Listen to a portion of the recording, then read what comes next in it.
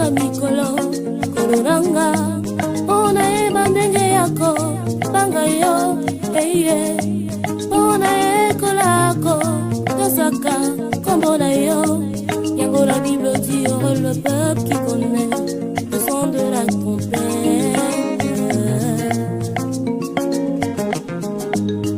Lakisanga ndinga kotanga mikolo kolonanga ona eba ndenge yako banga yo eye ona ekolako tosaka kombo na yo yango la Bible dit heureux le peuple qui connaît le son de la trompette.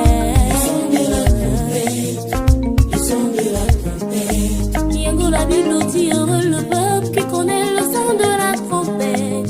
Yango na lindo la kisanga ona ekola kulinga kaya molili etondi mokili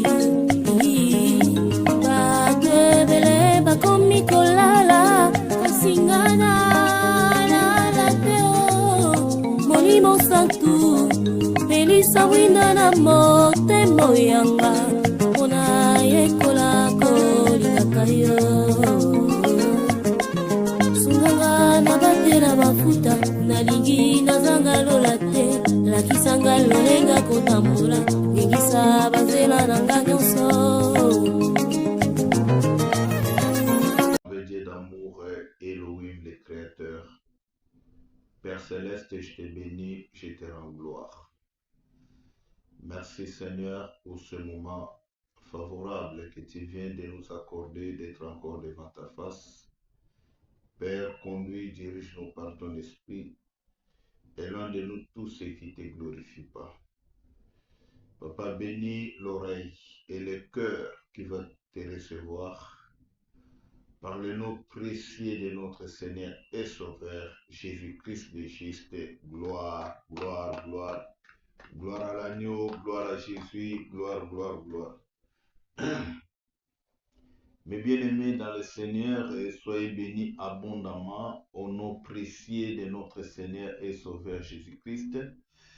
C'est votre bien-aimé Nzemape Ewan Israël de l'éternité, les sceaux du cœur, les sceaux de l'éternel, les réserves de Yehoshua Hamashiach. Mes frères, je voulais partager avec vous ce matin une pensée du Seigneur dans le livre de Genèse. Genèse chapitre 38, je commence le verset 12 jusqu'au verset 26. Je lis au nom de Jésus-Christ. Et Juda la vit, et la tint pour une prostituée, car elle avait couvert son visage. Et il se détourna vers elle dans le chemin et dit, permets, je te prie, que je vienne vers toi. Car il ne savait pas que ce fut sa belle-fille, et elle dit, que me donnerais-tu afin que tu viennes vers moi? Et il dit, j'enverrai un chevron du troupeau. Et elle dit, me donneras-tu un gage jusqu'à ce que tu l'envoies? Et il dit, quel gage te donnerai-je? Et elle dit, qui est à ta main? Et il le lui donna et vint vers elle, et elle conçut de lui. Et elle se leva et s'en alla et ôta son voile dessus, et elle revêtit le vêtement de son veuvage. Et Juda envoya des chevrons par la main de son ami Adoulamite, pour recevoir les gages de la main de la femme, mais il ne la trouva pas. Et il interrogea les hommes du lieu disant, où est cette prostituée qui était à Énaïm sur le chemin? Et ils dirent, il n'y a pas ici des prostituées. Et il retourna vers Judas et dit, je ne l'ai pas trouvé. Et aussi les gens du lieu m'ont dit, il n'y a pas eu ici des prostituées. Et Judas dit, qu'elles prennent les gages pour elles, de peur que nous ne soyons en mépris. Voici, j'ai envoyé ces chevrons, et toi, tu ne l'as pas trouvé. Et il arriva environ 3 mois après qu'on lui informa Judas en disant, Tamar, ta belle-fille, s'est prostituée et voici, elle est même enceinte par la prostitution. Et Judas dit, faites-la sortir et qu'elle soit brûlée. Comme on le faisait sortir, elle envoya vers son beau-père, disant, c'est de l'homme à qui appartiennent ces choses que je suis enceinte. Et elle dit, reconnais, je t'ai pris à qui est ces cachets et ces bâtons, ces cordons. Judas les reconnut et dit, elle est plus juste que moi, parce que je ne l'ai pas donné à Sheila, mon fils. Quand ce fut pour elle le moment d'accouchement, voici, il y avait des jumeaux dans son ventre. Pendant l'accouchement, il y eut un qui présenta la main, la sage-femme la prit et y attacha un fil cramoisi en disant, celui-ci sort le premier.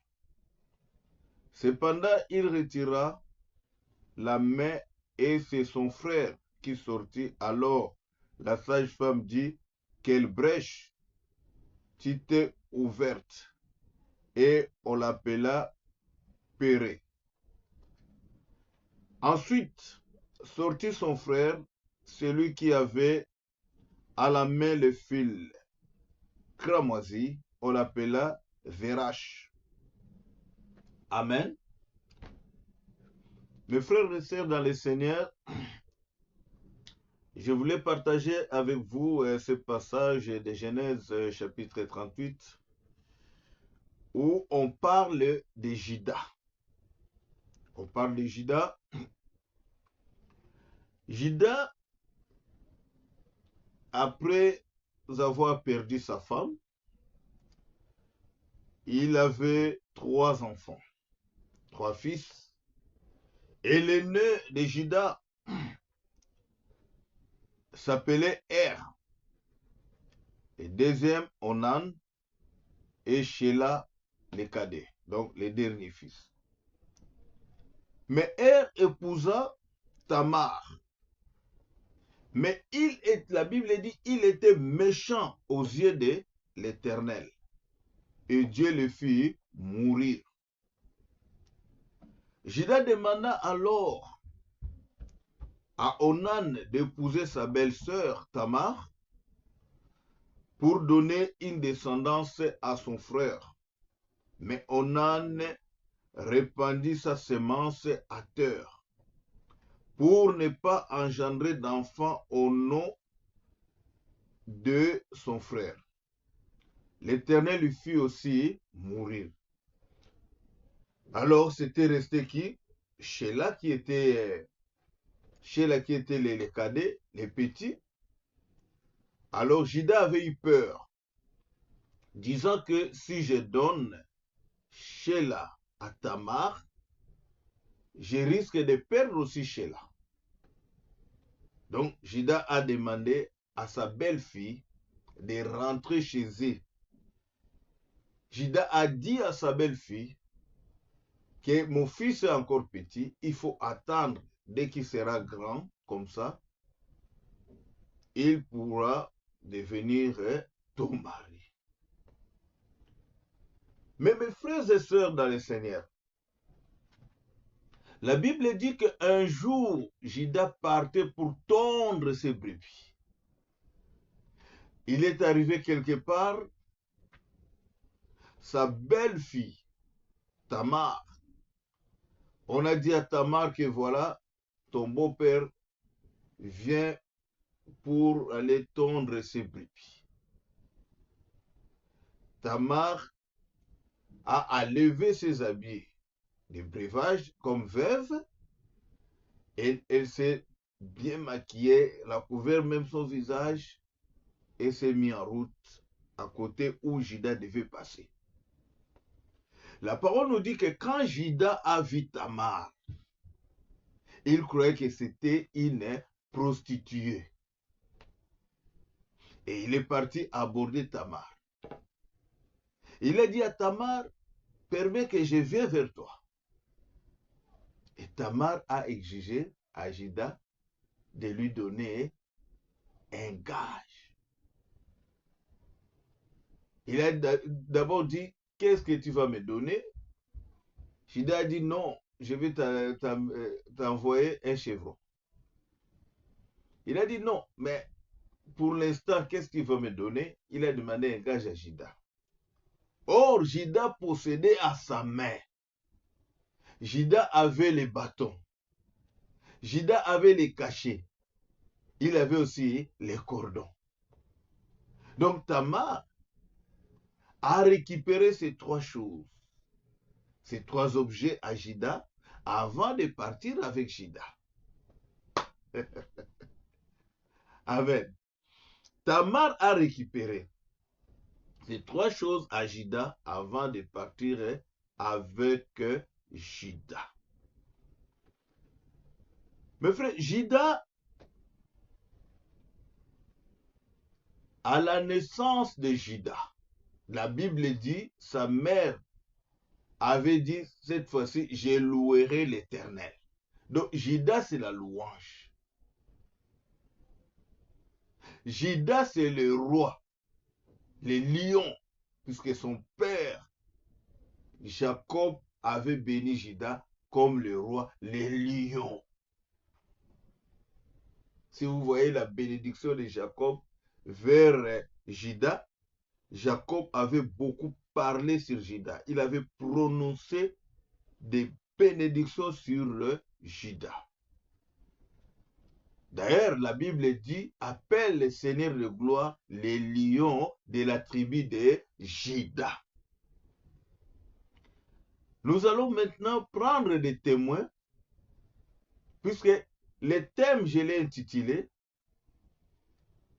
la justification.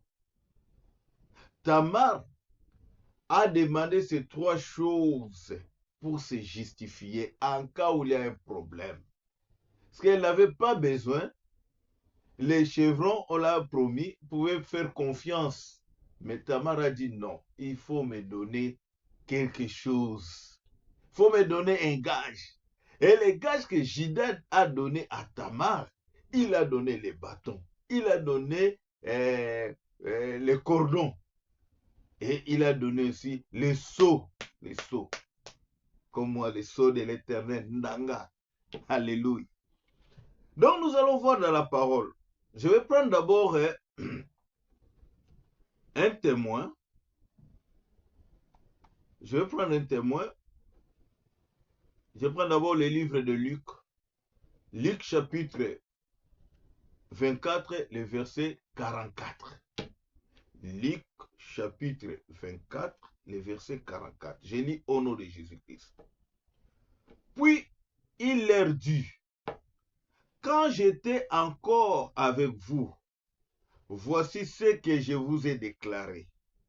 Ce qui est écrit à mon sujet dans la loi de Moïse, dans les livres des prophètes et dans les psaumes. Tout cela devait s'accomplir.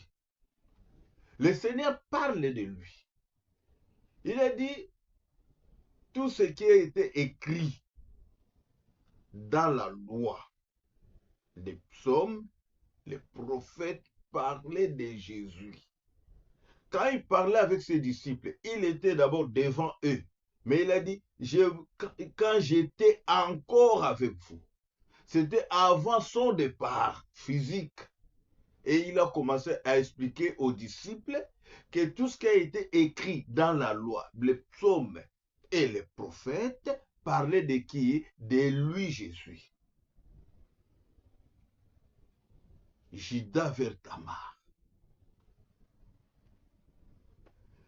Donc, si nous comprenons ici, nous remarquons que Judas avait 3 fils. Les 3 fils de Judas représentent la loi, les psaumes et les prophètes. C'est les 3 fils que Judas avait, la loi, les psaumes, les prophètes. Mais regardez que le mari de Tamar, qui était Er, comme il était méchant, Dieu l'avait détruit. Il était mort. Onan, qui a repris la femme de son frère, ne voulait pas donner la sémence à cette femme-là, pour ne pas donner la descendance à son frère. Et les derniers qui étaient Sheila. La loi, les psaumes, les prophètes. Si nous allons dans la réalité, nous allons remarquer que la loi, les psaumes représentent Er et Onan. Puisque les prophètes, la Bible dit, nous sommes fondés sur l'enseignement des prophètes et des apôtres. Donc nous, l'Église, qui est aussi Tamar, nous sommes fondés par l'enseignement des prophètes et des apôtres. Jésus-Christ étant la pierre angulaire. Est-ce que vous voyez ça?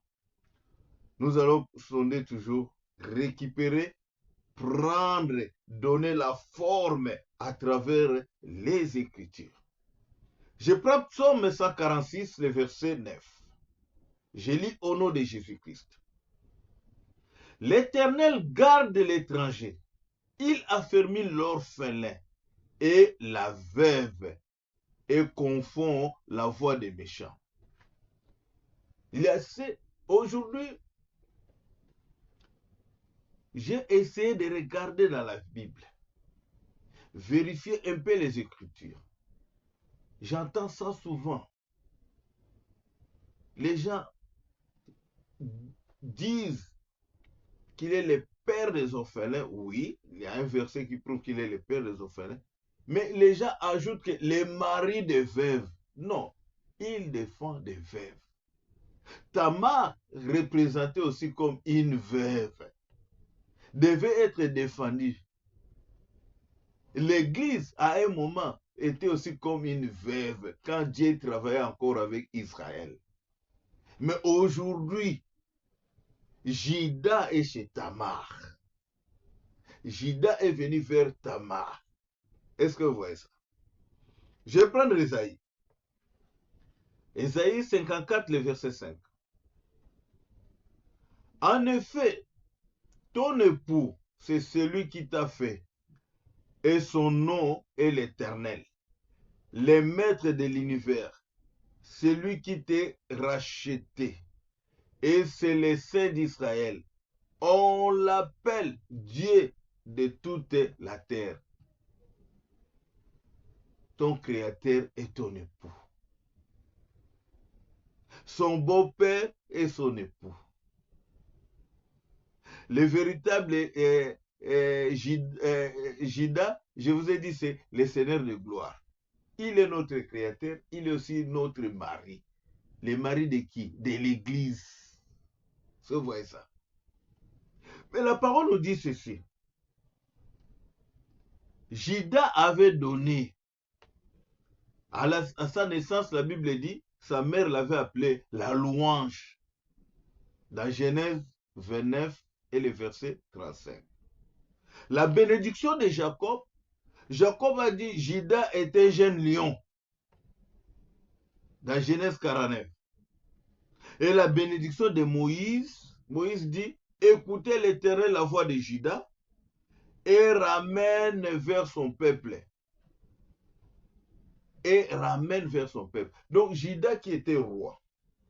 Mais le même Judas, Tamar a demandé à Judas les gages. Donne-moi les gages.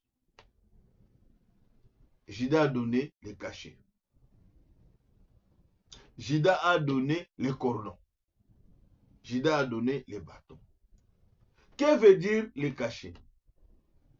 Les cachets, c'est le sceau pour identifier un document. Donc, il voulait avoir le sceau. C'est ce que Tamar cherchait. Mais les cordons, c'est l'alliance, c'est pour relier les cordons là. Et Dieu même avait demandé aux enfants d'Israël d'avoir le cordon. Même les sacrificateurs avaient le cordon pour relier à partir du tiers et tous les habits sacerdotaux. Mais il demande encore les bâtons qui est le commandement. Les bâtons qui est le pouvoir, la royauté. C'est ce que Tamar a récupéré chez Judas. Est-ce que vous voyez ça? Mais vous avez remarqué que Paul dit ceci. Tamar avait besoin de ces trois objets pour se justifier. Tamar représente l'Église. Paul dit quoi? Paul dit, je vous ai fiancé à un mari, Jésus. Je vous ai fiancé à un mari. Et nous avons vu dans le livre d'Ésaïe, dit, ton créateur est ton époux. Je vais prendre Éphésiens. Éphésiens chapitre 1er, le verset 13. Je lis au nom de Jésus-Christ. Et en Christ, vous aussi, vous avez entendu les messages de vérité. Et cet évangile qui vous apporte le salut, oui, c'est aussi en Christ que vous, qui avez cru, vous avez obtenu de Dieu l'Esprit Saint, qu'il avait promis et par lequel il vous a marqué de son sceau en signe que vous lui appartenez. Ici, Paul dit que ceux qui ont reçu la parole en Christ Jésus, le Seigneur nous a marqué le sceau de qui? De son esprit. Le sceau que Tamar avait pris, nous l'Église, nous avons le sceau pour marquer que nous appartenons à Dieu, l'Esprit de Dieu. C'est ça les cachets. Ndanga, le sceau du cœur. Est-ce que vous voyez ça? Mais le cachet qui est le Saint-Esprit, Paul dit, il nous a marqué de son sceau pour montrer que nous appartenons à Dieu. Le cordon qui est l'alliance, la fidélité. Je vais prendre Nombre, chapitre 15, le verset 38. Je lis au nom de Jésus-Christ. Parlez aux enfants d'Israël et dis-leur qu'ils se fassent de génération en génération une frange au bord de leurs vêtements et qu'ils mettent un cordon bleu sur cette frange du bord de leurs vêtements. Il y a d'autres versions, ils ont dit cordon violet, des choses comme ça. Je vous ai dit, c'est pour relier, c'est l'alliance. pour montrer qu'ils sont du Seigneur. Et Dieu avait exigé ça à qui? Aux enfants d'Israël. Mais nous, c'est spirituellement. Les cordons qui nous relient avec le Seigneur, c'était manifesté à la croix. Dès que son sang qui nous a reliés avec le Père. Est-ce que vous voyez ça? Gloire à Jésus. Je vous ai dit, les bâtons, c'est le commandement, c'est le pouvoir.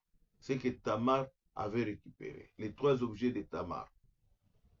Je vais prendre le nombre 17, le verset 22 et jusqu'à 23. Moïse déposa les bâtons devant l'Éternel dans la tente du témoignage.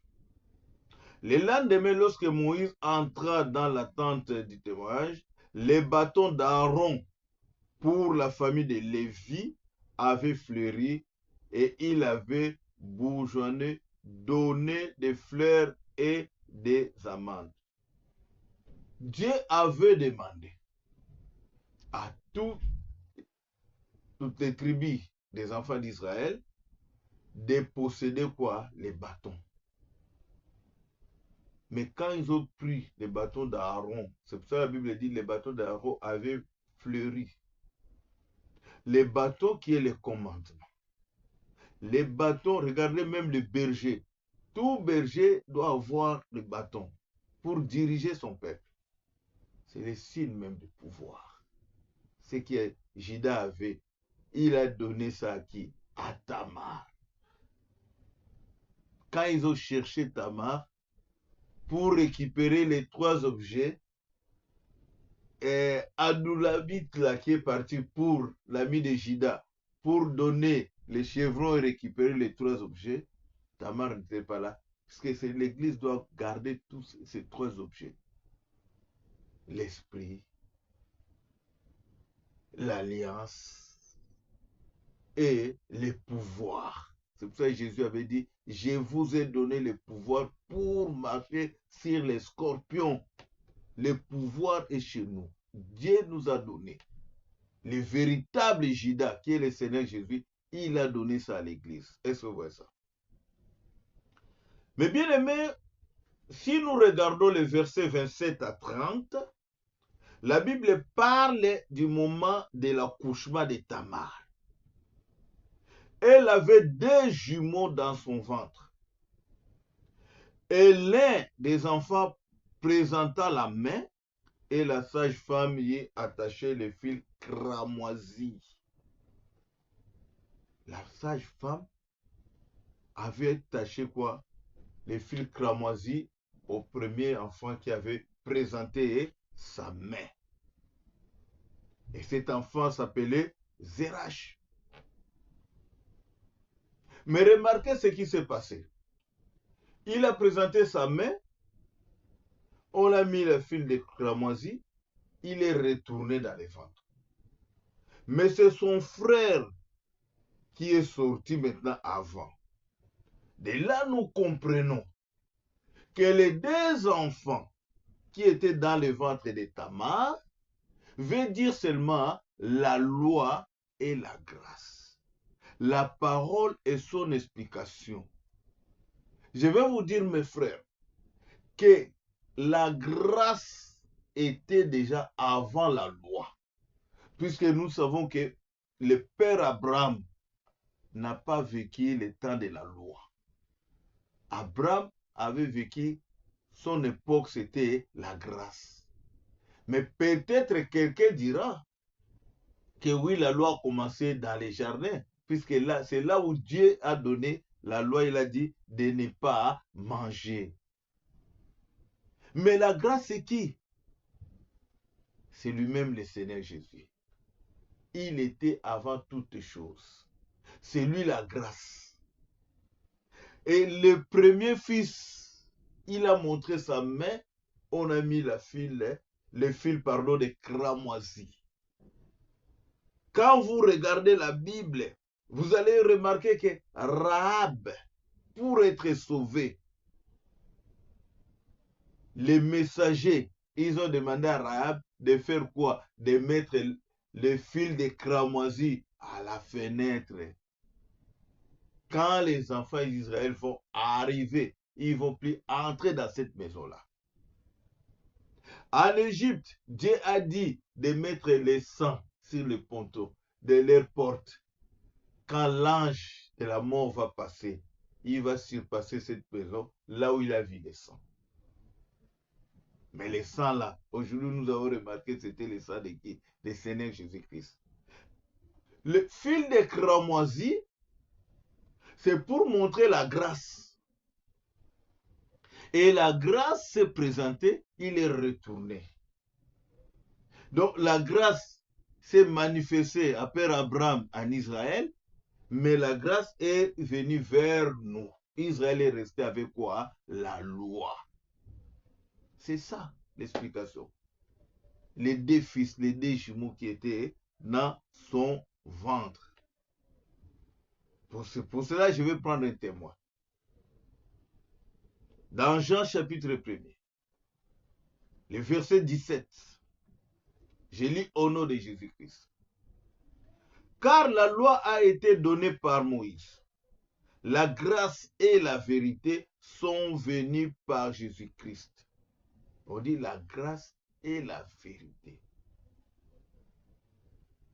La grâce, c'est quoi? J'ai dit la grâce, c'est le Seigneur Jésus-Christ. La vérité, c'est quoi? C'est l'esprit. La grâce et la vérité. C'est pour ça qu'on dit la grâce et la vérité sont venues par Jésus-Christ. Donc Jésus-Christ devait passer, retourner, passer d'abord par la croix, retourner pour nous envoyer quoi? L'esprit. Le Saint-Esprit. Les jours de la Pentecôte, la grâce et la vérité sont venus par Jésus-Christ. Je prends un témoin. Parce que moi, j'aime beaucoup les témoins. Parce que ce sont des frères qui se trahissent jamais, les versets. Ce sont des frères, des vrais frères. C'est vrai ça. 1 Jean chapitre 5, le verset 6. Je lis le verset 6 d'abord au nom de Jésus-Christ.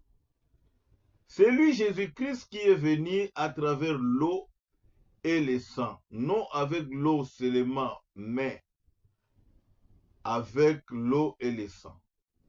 Et c'est l'esprit qui rend témoignage parce que l'esprit est la vérité. Je vous ai dit, l'esprit c'est la vérité. La justification. Le verset 7. Ainsi ils sont trois à rendre témoignage. L'esprit, l'eau et le sang. Les trois sont d'accord. Les trois sont d'accord. Si tu n'as pas ça, tu vas te justifier comment devant l'Éternel. Ce sont aussi les trois choses que Judas a données à Tamar. Les trois sont d'accord. Quand Judas a donné les bâtons, les cachets et les cordons, les trois étaient d'accord, puisque ça venait de Judas. C'est Judas qui possédait ces trois choses. Or, le véritable Judas qui est le Seigneur Jésus-Christ, il nous dit l'esprit, l'eau et le sang. L'esprit de qui? De Jésus. À la croix, qu'est-ce qu'ils ont remarqué? C'est l'eau et le sang qui étaient sortis à Jésus. C'est pour nous donner la vie. Les trois là sont d'accord. Est-ce que vous voyez ça? Sans ces trois choses, l'Église, il faut oublier. La justification, mes frères. Nous sommes justifiés par Jésus. Est-ce que vous voyez ça? Je prends le dernier verset. Je prends d'abord 8. L'esprit, l'eau et le sang, et les trois sont d'accord. Je prends Éphésiens. Éphésiens chapitre 1er, le verset 7. En lui, nous avons la rédemption par son sang, la rémission des péchés selon la richesse de sa grâce. Les frères, j'avais vu quelqu'un en train d'interpréter, oui, Tamar est sortie avec son beau-père, mais ton créateur est ton époux. sur la lignée de Jésus-Christ, si vous regardez Matthieu chapitre 1er, on parle de la lignée de Jésus-Christ. Vous allez voir que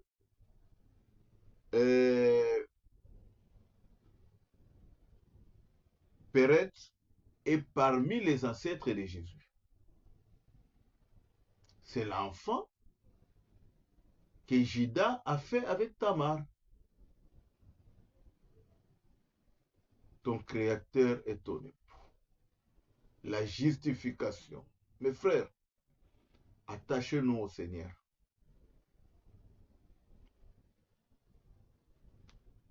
La Bible dit, rachetez les temps car les jours sont mauvais. Si vous regardez dans les infos, tout ce qui se passe actuellement, ça montre que le monde est arrivé vers la fin. Tu dois obtenir ces trois choses. Tu dois avoir l'Esprit de Dieu. La Bible dit, sans mon esprit, personne ne verra Dieu. Le pardon de tes péchés, c'est fait par le sang de Jésus-Christ. Il a fait sortir l'eau et le sang et l'esprit. La Bible dit, les trois sont d'accord. C'est vrai ça. Vraiment que le Seigneur vous bénisse. Nous avons parlé de la justification. Nous avons vu que Tamar a reçu de son beau-père les trois objets. Et Tamar qui représente l'Église. Paul dit, je vous ai fiancé à un mari qui est le Seigneur. L'Église a un fiancé. Le fiancé, c'est Jésus-Christ. Mais l'Église doit présenter ces trois choses.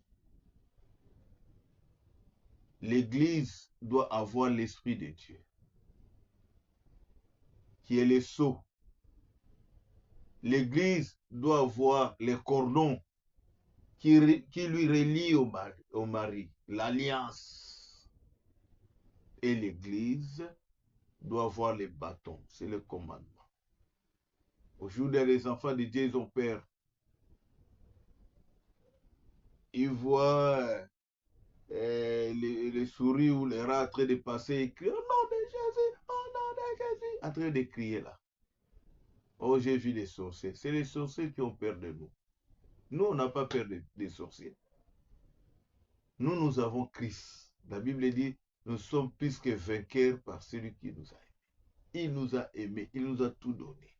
Il a dit, je vous ai donné le pouvoir de marcher sur les scorpions. Attache-toi à Jésus. Si tu es encore dans la distraction, c'est le moment, répands-toi, suis Jésus-Christ. Amen. Vraiment que le Seigneur de gloire vous bénisse.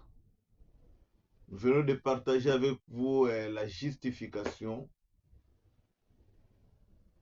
Il y a des versets qu'on a partagés ensemble avec vous. Vous pouvez revoir, relire encore. Faire comme les chrétiens de Béret qui vérifiaient tout le temps les Écritures. Ça va nous aider à grandir. Est-ce que vous voyez ça? Gloire à Jésus. En tout cas, abonnez-vous sur notre chaîne qui est le son de la trompette. Partagez nos vidéos. Likez nos vidéos. Il y a un numéro de téléphone. Ceux qui veulent nous associer dans leurs problèmes pour prier, qui veulent des conseils, il y a un numéro, vous pouvez nous appeler. Il y a notre bien-aimé que j'insiste tout le temps, Timothée Mateta, qui chante de belles chansons. Tapez sur YouTube Timothée Mateta officiel. Il y a de belles chansons là-bas. Vous pouvez graver. Vous pouvez aussi soutenir ces bien-aimés dans vos prières par vos moyens aussi financiers.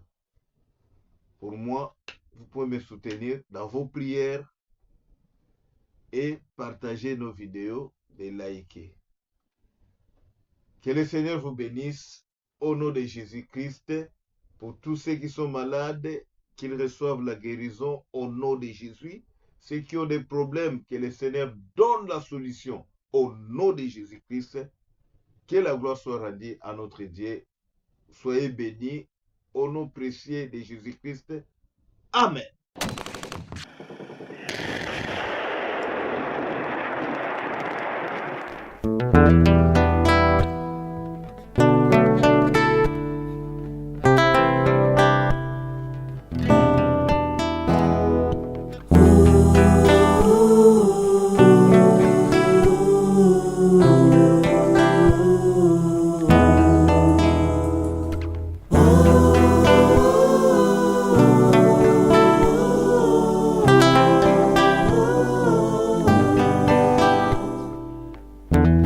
Voyez comment toutes les prophéties de la Bible s'accomplissent sous nos yeux, annonçant la venue du Seigneur Jésus-Christ. Oh, bientôt s'ouvriront le cieux, bientôt s'ouvriront le cieux. Combien de temps pensez-vous nous reste encore, mes frères? Il est plus tard que vous ne le pensez. Oui, le Seigneur revient bientôt.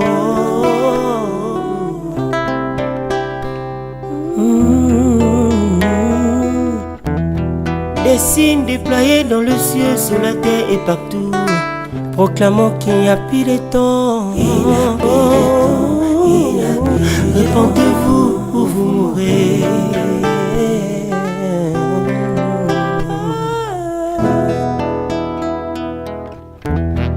Quand même l'on peut dire paix et sûreté, un signe nous montre que les détresses sont très imminentes. Qu'attendez-vous? Venez à Dieu.